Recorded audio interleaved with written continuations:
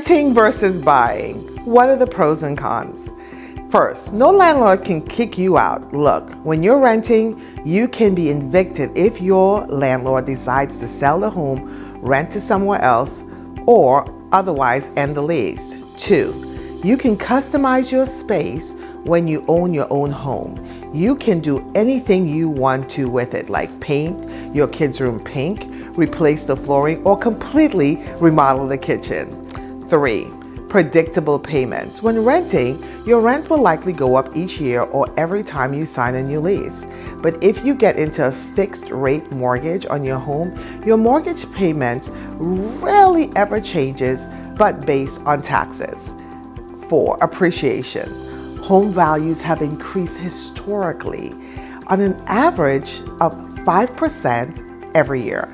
So you're building equity and assets. Paying your mortgage every month, it's like forced savings account.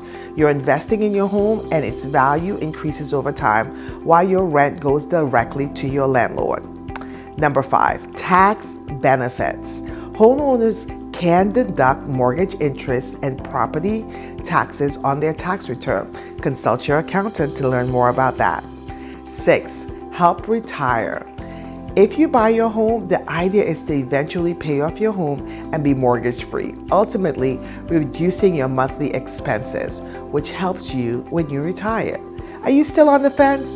Do you think you need a lot of money saved and high credit scores to be able to qualify for a loan? Well, you might be surprised.